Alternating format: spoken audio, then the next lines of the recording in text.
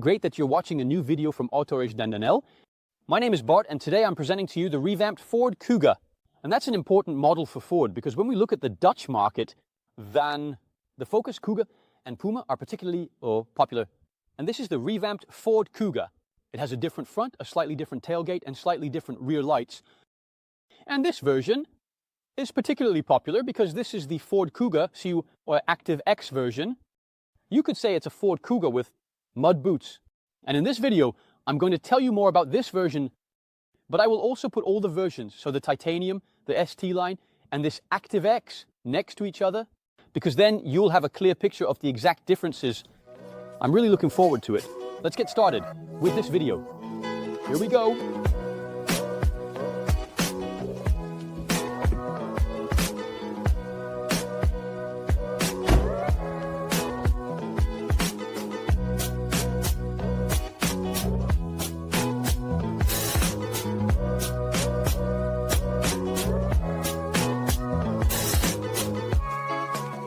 If you're curious about the differences between the various Ford Kuga models, then you should pay attention, because here there are three of them next to each other: a Titanium version, an ST line X version, and this green Ford Kuga is an Active X version.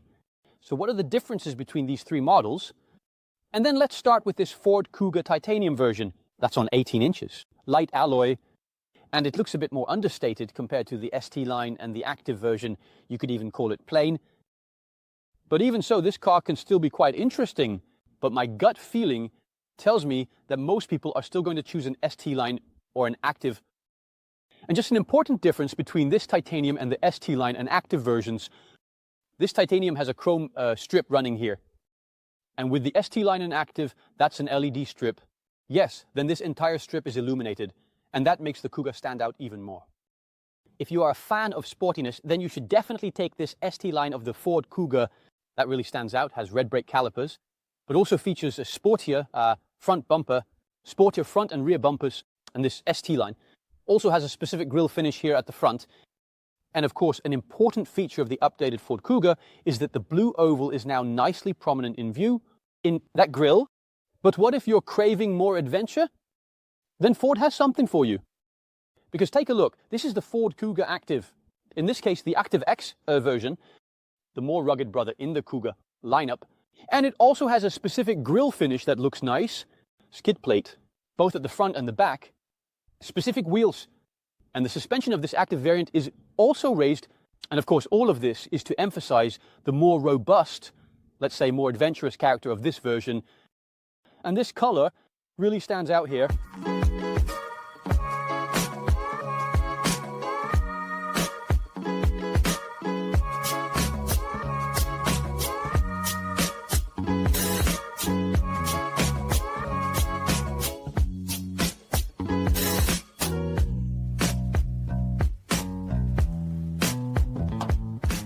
And although many of you might already know how spacious the Ford Kuga is in the back, let me show you anyway. I am, by the way, 185 meters. I'll just close the door. And you'll see that with my height, I have more than enough legroom, more than enough foot space. And even with the presence of a panoramic roof, I still have more than enough headroom. No, sitting in the back of this car is really not a punishment. I'm also equipped with seat heating, and the other passengers in the back are too. It has seat heating, 2 USB-C charging points. I'm equipped with an armrest that has 2 cup holders. That's also really nice. And let's say that a bit more luggage space is desired, then there's a solution for that. Because this back seat, both on the left and right, can slide back and forth by 15 centimeters. Here it comes. Look, it slides, and let's say a bit more legroom is desired. Well, here we go. Back seat pushed back. And the problem is solved, and that can also be done on this side. Look, you can do that really easily. So sitting in the back of this Ford Kuga is, in my opinion, not a punishment at all.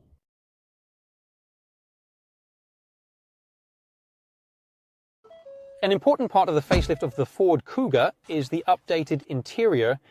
Ford opts for a higher level of finish with a large touchscreen, prominently placed in the center of the dashboard. It runs on Sync 4 infotainment, supports Apple CarPlay and Android Auto, and also has a 5G modem, making it suitable for over-the-air updates. The operation of the system is all very easy. You have a home screen here, you have settings, you have features, but also apps. For example, everything is actually very intuitive to operate. What stands out is that there are fewer physical buttons in the interior of this Ford Kuga. And that's because the climate control unit has disappeared, and that is now placed down here, in the touchscreen. That's always visible, by the way. So you can always find it, but it's no longer a physical button that you just press. No, you do need to press a specific function on the touchscreen here. And that could be seat heating, steering wheel heating, you name it. It's really all there. This car also has a wireless induction charger for that. A USB-A and a USB-C charging point, for example, for your phone. Two spacious cup holders. And here, of course, in the case of the automatic, the Ford Kuga is only available in the Netherlands as a plug-in hybrid. So you always have an automatic with a rotary selection module here, P, R, and D. This armrest is actually adjustable. Look, you can push it back or pull it forward. Driving this Ford Kuga is still not a punishment, and that is partly because of the nice seating position. This is how the adjustability of the steering column works. Here, on the left with a lever, still very good. You can pull the steering wheel quite close to you. It drives really well. Nice. And these seats are also AGR certified, and that means they are also good for your back. And that means you should be able to sit comfortably in these seats even on longer distances. This Active has those A's here at the shoulders. And that is of course a characteristic of this Active X version. In front of you, you now also have a digital instrument panel, and that can be even better personalized, so that you can of course customize it even more to your personal preferences. But that's a bit of the interior of this Ford Kuga in a nutshell. More connectivity, larger displays. Especially the large touchscreen stands out, and also a higher level of finish, where the top layer of the dashboard is nicely finished with a soft plastic layer. Well, that's nice. As far as I'm concerned, it's time to hit the road.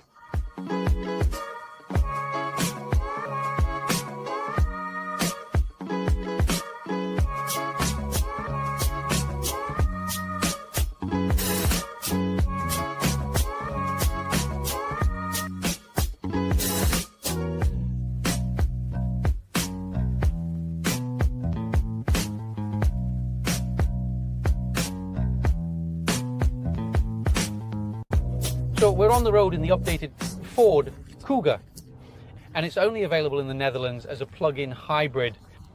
Ford does offer other powertrains in the Kuga, but not in the Netherlands. Then you would have to go to Belgium or Germany, for example. There, for example, you can also find a Kuga hybrid. For instance, if you're not ready to plug in yet, if you buy this car in the Netherlands, you'll always have a plug-in hybrid powertrain, and it consists of a 2.5 litre Atkinson 4-cylinder. Coupled with a stronger electric motor and also a new CVT automatic transmission. And thanks to that stronger electric motor and the updated transmission, this car has also gained more power. No less than 243 horsepower of system power. And the 0 to 100 time now takes a full 2 seconds faster, about 7.4 seconds, versus just over 9 seconds before. And thanks to that strong electric motor and the improved CVT automatic transmission, the towing capacity of this car has also really improved significantly, because previously Kuga plug-in hybrids were allowed to tow 1,500 kilograms braked, and that is now no less than 2,100 kilograms. And that's of course already a very good reason to choose this Kuga. You really notice that extra power, especially when you step on the gas. We're currently driving in sport mode, and then the electric motor and the petrol engine work very well together. Anyway, that collaboration runs very smoothly. Both the electric motor and the gasoline engine are perfectly in sync with each other. And of course, you can also drive fully electric. This car has a battery pack of 14.4 kWh, about 10 kWh usable, by the way. And with that, this car should be able to drive 69 km fully electric on paper. Do you also keep that in practice? Unfortunately, we can't say that at this moment, because we couldn't charge this car. At least we got the car with a dead battery. So that's something you can count on from us. In practice, expect about 30% less than what the manufacturer states. So that will be it.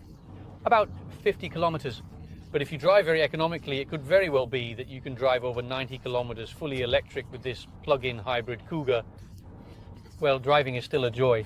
At least In this segment, where SUVs tend to be quite hefty, they have a bit of a problem with leaning. This Ford Kuga is definitely a dynamic choice. It steers surprisingly well, surprisingly light-footed, and there's a nice balance in the chassis as well. And that also applies to this Kuga Active X, which stands a bit taller, but you don't notice that at all. It's still really a dynamic driver's SUV. At least, I think the sporty family man or woman will definitely be able to handle this. There's also plenty of feedback in the steering, and I just mentioned it a little bit, of course. The seating position in this car is just really nice. Great seating position. Maybe you're sitting a bit too high for some people. At a height of 1.85 meters, I can sit comfortably in this car. Although ideally, I would like the seat to be just a little lower, because that would really improve the driving position even further. Overall, the ease of use in this car is well taken care of. That's of course also due to those new features in the interior, a larger touchscreen. Now with Sync 4 infotainment, I already mentioned it, and also a digital instrumentation that is very easy to read, and all the systems are really easy to operate. And I'll give you a little sneak peek. This Ford Kuga plug-in hybrid also comes with that rather annoying speed assistant, of course. Ford can't do anything about that. Every new car has to meet that requirement.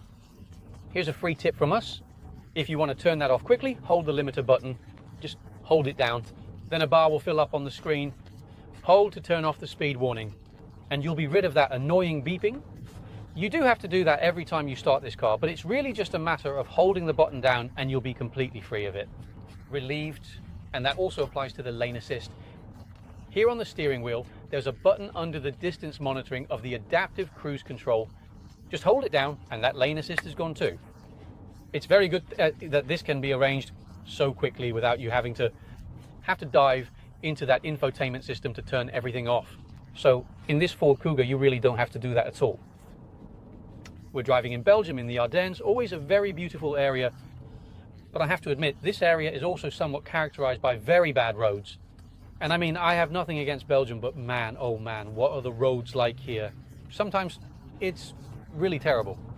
Well, luckily this Ford Kuga handles that very well. On really rough roads, so with really bad surfaces, you really notice that this car also starts to bounce. You can really feel it struggling a bit with short bumps. But on this road, we're now driving on a nice asphalt road, so it can really be nice in Belgium. It's really a very nice car to be in while on the road. So, to summarize briefly, the Ford Kuga, the updated Ford Kuga, has an improved interior, but also an improved powertrain.